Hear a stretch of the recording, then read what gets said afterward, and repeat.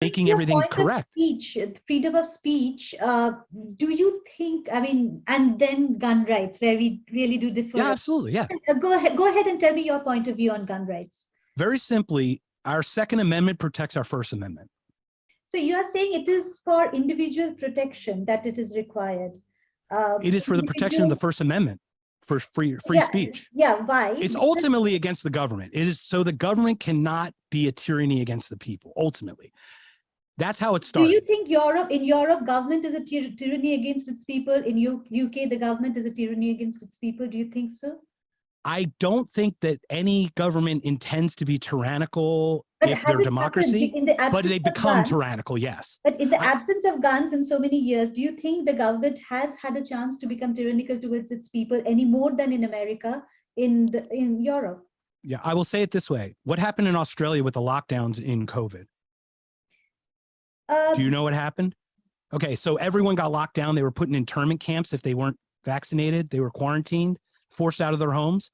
Why? Because they just got rid of the guns a couple of years ago. They could never do that in the United States. But it didn't happen in Europe. In Europe never had guns, but it didn't. No, Europe had lockdowns though. Well, Europe's never had guns, but Europe's. America also had, everybody had lockdowns. Every country in the world had lockdowns. Well, actually, it's hard to say though, because would you not say that? That's what I think. It's hard to say, but sometimes would a civilian, you're telling me you never had guns, but you hunted. I mean, Europeans hunted, so they had hunting rifles, didn't they? That is very few people who had it for not for protection. The reason was perhaps for a recreation given to a very few people. Not but remember, that's in our lifetime. What happened 250 years ago when guns were more needed to protect your home from bears and things? Do you see? Remember when it was written, right? It was written in this time. That's exactly what I was trying to say, that 200 years back it was required. And I don't know really the landscape of America, and many people believe that the landscape of America is very different from the rest of the world. It is. It is very against animal protection against animal is perhaps a huge issue there, and hence it is required.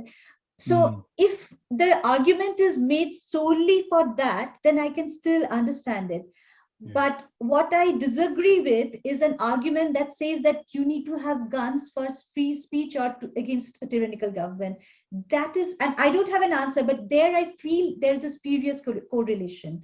Well, that was the original reason for it. It was more than anything else. Because the times were very different at that time. Now let us be clear. We just came out of a ruler tyrannical government. We're trying to break free from a tyrannical government in the king, right? One? Well, no, I'm talking about back in 1700s, right? Yeah, we are breaking free from England, who is a tyranny. How do we fight against tyranny? Is through force, or at least to protect ourselves from others imposing force on us. So yes, the actual one of my biggest proponents is so that the government cannot come to my door and tell me how to live my life. It really is. If they try to impose the types of things in Australia that they did in the United States that they did in Australia, there is no way that would have happened. It would not have happened in an en masse kind of way.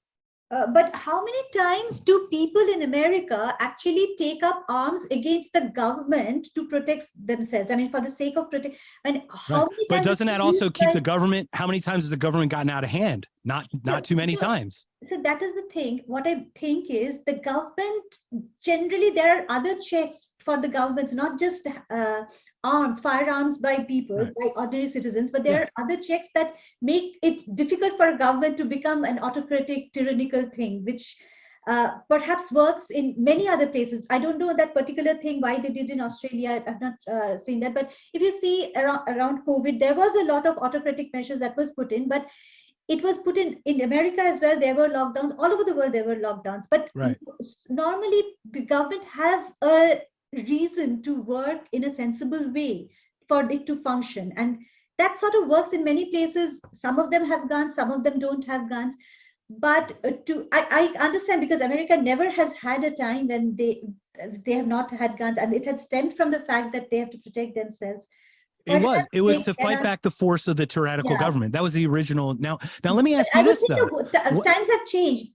People were hunter-gatherers at the time. Right. People were very much more unkind at that time to each other, and much more vicious, and much more could get away with crimes at the time than they are now. So I was thinking that if it has worked in other places in the world where the government has not really done something drastically malevolent for their citizens, they're not doing it as we see them. Perhaps does it make sense to keep the guns to fight a government? Is it really required to that extent? Two things. One is, if we were to fight the United States government as American citizens, I don't think we'd have much of a chance. Let's not kid ourselves. It's not like I have a tank parked in my backyard. Sure. And everyone's got a tank parked in the back. Now, there are limits to that. It's not like I'm allowed to have a tank either. Okay. I don't have rocket launchers and I don't have that, but firearms and smaller, obviously. Now, I'm trying to parse it out the right way. What is the issue that you have with Americans owning guns? Is it from the violence that stems from it? Because if it's a violence thing, then it's not a gun problem, it's a behavior problem. I understand, but the thing so the gun is just the tool in which we use to hurt others. Now, I have seen an SUV kill 6 people in a parade because he drove through it and killed 6 people. Now, he didn't use a gun, he used a car. Yeah, but there the are intent to kill is what kills. Using an SUV. For example, you cannot do that inside a school premise, or you cannot do that inside a hospital. No, they just drive into the school itself. Yeah, but how many can you kill with a? But you understand the intent. Okay, so I'm just trying to talk from a 50,000 point view, right? And thank you so much for engaging in this. This is a very important one because I think it's not that we disagree; it's that we have I don't even think I understand some of your. I don't come from the culture that you came. Right. And the same it's a cultural mutual thing, right. Because you have certain very strong things, and I am absolutely blinded to those. Absolutely, and I will admit my ignorance as well as an American, because it's such an ingrained nice part that of you're open to even discussing it, and you're open to listening to the other side. That's really so. So the question is this: why does everyone have an issue with people owning guns? Why would anyone want to get rid of them? What's the need or the desire? Okay, so if I were to answer that, let's say the kinds of incidents of the kinds of possibilities of a gun making a damage, I think, and the kinds of incidents that are coming out of America, very, quite disturbing ones. And I understand you say it's a behavior problem, and I completely agree with that. No sane person would do that, surely. But if I see the pattern and the kind of data information, those incidents don't happen in the rest of the world where guns are not there. But Christtown, New Zealand, Christchurch. What about the shooting there? Yeah, so how many? It was just one lone person, isn't it? Right, but there was one there, and there was a bombing in Berlin, and there was a shooting in UK. You cannot you cannot anyway stop a bombing, because the bombing doesn't happen. And Jaya, let me be clear: the intent to hurt is going to be what hurts people, right? Absolutely. So I want to be clear that we're on the same page. Sure. We are on the same page. There are people with behavioral problems who have an intent to kill others. My point is, and we can always disagree, but we can say our points. My point is this: that there are n number of people who have a behavioral problem and who have an intent to hurt others as a character, or as a moment, or over a small, even a crime of passion. Yes, or over a little window of time that they have planned it. It varies over a large range of things. So what's the issue? Is it the issue of the number of people that get killed? So let me come to it. Oh, sorry. It is very difficult for people to gauge, to really quantify behavioral problem. That's what I think. To really I agree. Pinpoint that who has a problem and who doesn't. Now, it is possible by especially an assault rifle to make a huge damage. I understand there are many people who would not even who own it and wouldn't even think about it. For example, yourself, and the people are sensible in general, but there is a huge plethora of people who are. And also, I would like it to protect myself from someone else, by the way. It's not. Yes. So that's just to be clear. We'll come to two things. One is protecting oneself, and one is, why is there a problem at all? So what I believe is that guns are basically used as a weapon. I mean, for the case of SUV or something else, it is as a tool. They are the tool to commit that is the not atrocity. a tool for doing that. And it is an easy tool. To your point, yes, it's very easy. It is an easy tool. First of all, what I believe is, to gauge who has a behavioral problem and who doesn't is very difficult. It's you cannot get it right. It's very difficult to get it right.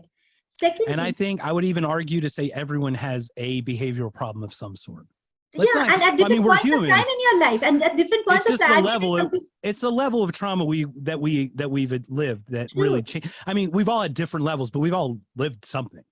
We have all lived something, and I may live something tomorrow which may change me for a few seconds the next day, and during that window I might do something. So it's very difficult to gauge that. Correct. And what I believe, but that doesn't mean it's wrong to do that action at the time that it's needed either. So it's one of those things where, yes. For example, and just very quickly, for example, someone stopped a shooting by having a gun.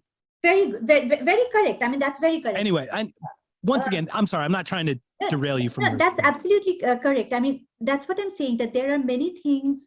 So I don't have the right answer, because there are many things. And I don't either, by the way. Yeah. So I mean, just bringing out the points together, that what I believe is, it is a tool, as you agree, which has the potential to damage a lot. It is not a tool that is, what I feel is essential, and we may disagree on this, because from a kind of pattern that we see in various other places, it might be something that has worked in other places where people have not been threatened by not possessing it. And at the same time, what I feel is that if you have it, and if you go through a phase of a behavioral problem, you might be causing a damage which is irreversible. And the fourth point is this, that let's say somebody, you have judged a person who you think has a mental problem, but maybe not a criminal, not a mental problem because of any criminality. How does that person have a right to protect themselves? So they are not playing in a level playing field in the society.